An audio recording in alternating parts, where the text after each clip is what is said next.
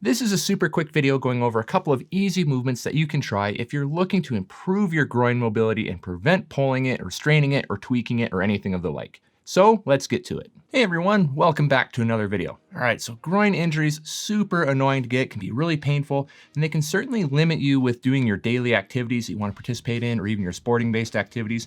So anytime that you get the chance to actually work on some of the mobility and prevent the injury from happening in the first place, pretty good idea to do so. Now for the exercises that we're doing here, all you need is a padded surface to rest your knees on and an exercise slider.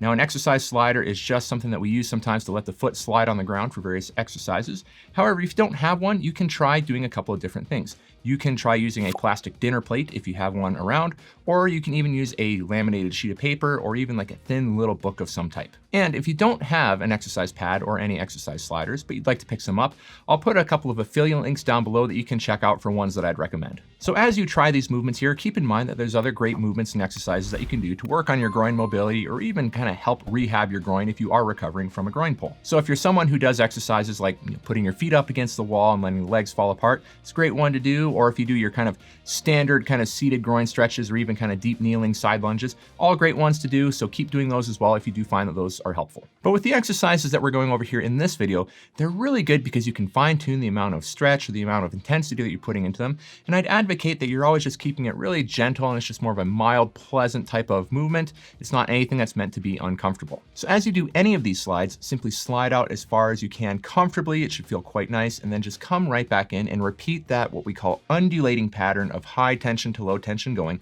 for as many repetitions as you want.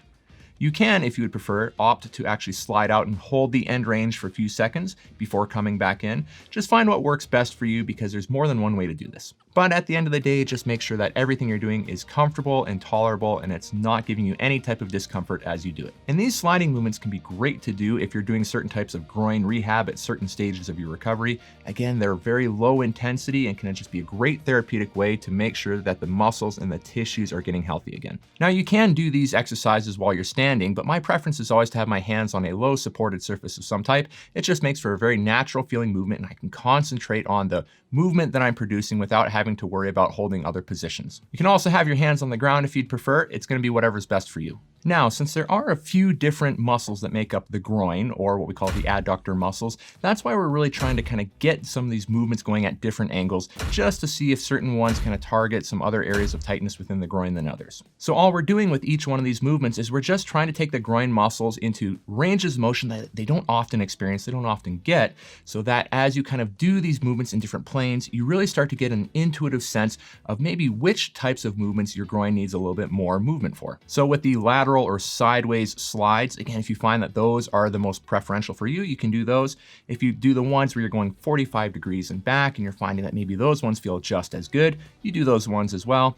Or if you're doing the ones where you kind of sweep your leg all the way around in a semicircle and you find that you really like those, again, you can do those as well too. I'm just kind of showing you a couple of different things that you can try. Take them, play around with them, see what works best for you, and then have at it. So I would recommend that as long as these are staying pain-free and they are appropriate for you to do, that you really focus more on a higher frequency of doing these movements throughout the week rather than an incredibly high volume. So do this for a handful of times throughout the week, maybe once a day or twice a day, and after a couple of weeks, you'll likely see and feel a good benefit. So remember, prevention is better than any cure, and you never want to let a minor injury or a minor issue become a major one.